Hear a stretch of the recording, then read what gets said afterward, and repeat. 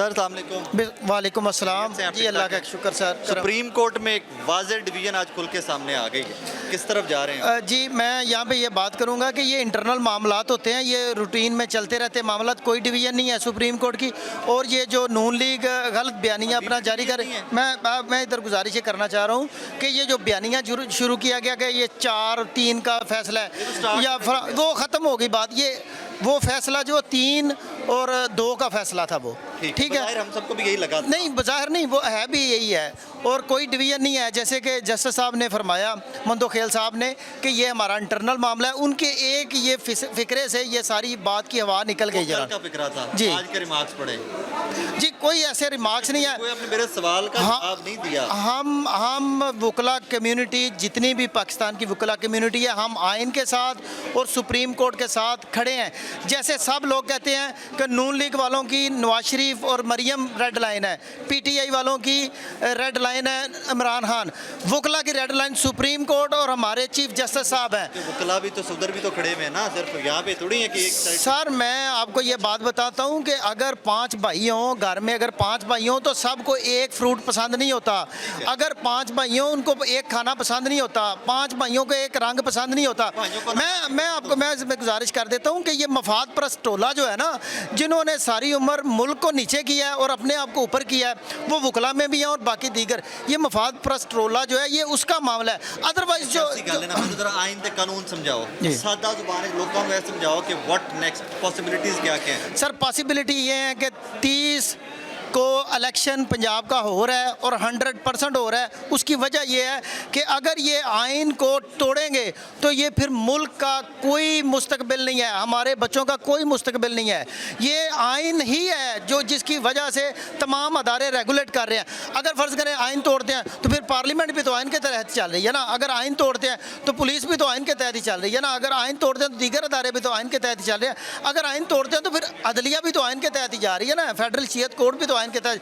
लिहाजा आइन इंशाल्लाह ताला हम वकला पूरे पाकिस्तान के अब सब लग ये रहा है कि चीफ जस्टिस साहब 2 मुअज़्ज़ज़ जजेस उनके साथ एक पासे खलोते ने, बाकी सारी ताकतें एक साइड पे होती। जी, ये दुरुस्त बात है, लेकिन आप ऐसा ना करें, सुप्रीम कोर्ट पूरी एक तरफ खड़ी है और बाकी ताकतें एक तरफ खड़ी हैं, ये आप कह सकते हैं। सुप्रीम कोर्ट पूरी करो।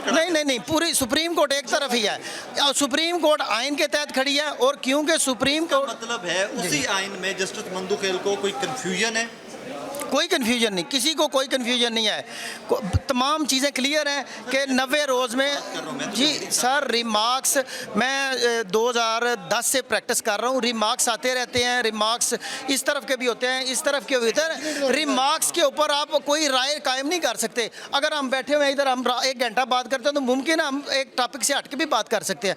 जो वकील और जज आपस में बात कर रहे हैं तो वो दोस्तों की तरह एक बात होती है, वो वहाँ पर कोई असल में मेरी गुजार, जब फाइनल डिसीजन आ जाएगा फिर आप बात करेंगे। डिसीजन आ गया है ना पहले इलेक्शन में तो डिसीजन तो वही डिसीजन अब डिसीजन ये है ना, जो इलेक्शन कमीशन ने इस वो आए हुए डिसीजन को आप 184(3) के ऊपर क्वेश्चन मार्क पुट अप कर देते हैं। आप इस तरह के हो गया, क्वेश्चन पुट अप कर दिया गया है, तो हो सकता है इसी का इतलाक पुराने फैसले 1 मार्च वाले पे भी। नहीं, कतई नहीं होगा। इलेक्शन 90 मुझे एक बात बताएं कि फ़र्ज़ करें एक बंदा है, वो उसको मेडिसन एक इंजेक्शन लगा दिया जाता है, बेहोशी का इंजेक्शन लगा दिया जाता है, उसका 24 घंटे के बाद वो ख़त्म हो जाना है, ठीक है। इसी तरह ये जो 90 दिन का जो ये हमारा जो वज़ीर आला बना हुआ है, ये 90 दिन के बाद कुछ नहीं, तो फिर वज़ीर आला कौन है? मैं हूँ। आईनी तौर तो सर, अगर आईनी तौर पर फिर है क्या?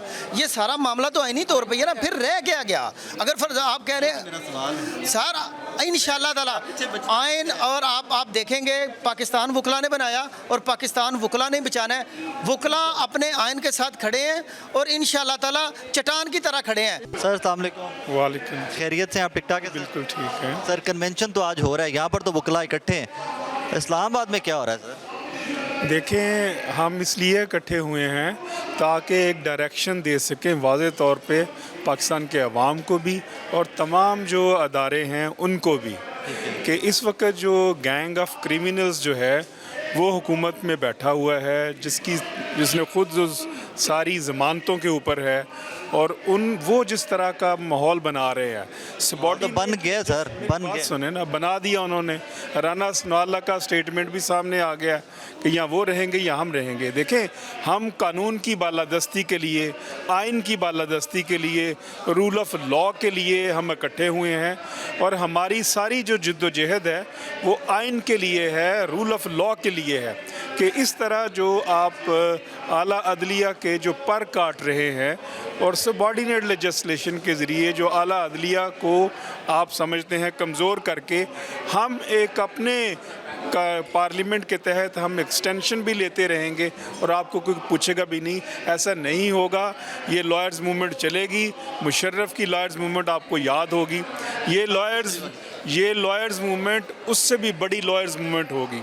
इसका वॉल्यूम उससे भी बड़ा होगा, क्योंकि इसमें नेशनलिज्म का एलिमेंट शामिल है। पूरी पाकिस्तानी कौम पीछे खड़ी होगी और ये तहस नहस कर देगी। ये इनको पता नहीं है जो हुकूमत में बैठे हैं और जो इनके सपोर्टर हैं कि ये कितनी बड़ी मूवमेंट बनने जा रही है।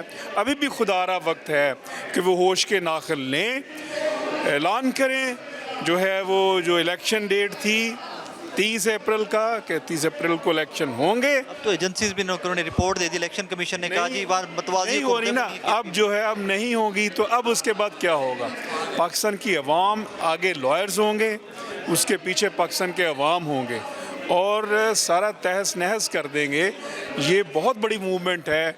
बल्कि मैं तो इसको देखता हूँ कि अल्लाह करे कि बदल जाए सर, कुछ मामला देखिए मामला कैसे बदलते हैं, निकले जो लोग, तो उनके ऊपर, देखिए मेरी बात सुने, उनके ऊपर जिनके हाथ में अख्तियार हो उनके ज़्यादा ज़िम्मेदारी और रिस्पॉन्सिबिलिटी होती है। इस वक्त हुकूमत वक्त की रिस्पॉन्सिबिलिटी है कि वो होश के नाखिल लें। अवाम का जो गम व गुस्सा, मुझे ये बताइए कि इस मूवमेंट के साथ ये जो हर रोज़ आटे के ऊपर जाने दे रहे हैं लोग, वो इस मूवमेंट के साथ शामिल हो जाते हैं सर, तो कुछ बचेगा के डिफरेंसेस आज खुल के सामने आ रहे हैं, खुल के। तो उसमें तो ये भी लग रहा है कि उस केस में से भी जान निकलती जा रही है with the passage of time. ये देखें, ये दिस इज़ वेरी अनफॉर्चुनेट कि इस इशू के ऊपर सुप्रीम कोर्ट डिवाइडेड भी है। This is very unfortunate as well. जो है वो राय तो एक होनी चाहिए, ठीक है ना, जहाँ जैसे भी हो, तो लेकिन ये जो सारी सिचुएशन है, ये यहाँ पे लगता ये है कि कुछ जजेस अपनी अपनी इंटरप्रिटेशन है ना हर बंदे की, आपकी कॉन्स्टिट्यूशन की, कानून की अपनी देखिए उनका सिर्फ इस हद तक इख्तलाफ था कि चूंकि नीचे कोर्ट में केस चल रहा है, लिहाजा चूंकि चल रहा है, जब एक कोर्ट में केस नीचे चल रहा हो तो फिर मुनासिब नहीं है उस पे सुओ मोटो लेना। इस हद तक तो उन्होंने इख्तलाफ नहीं किया कि इलेक्शन 90 रोज़ के ऊपर तो उनका भी कंसेंसस है। ऊपर बेस्ड है ना जी, अब तो तो 90 रोज़ का तो उन्होंने इख्तलाफ नहीं किया। Thank you sir, thank you very much.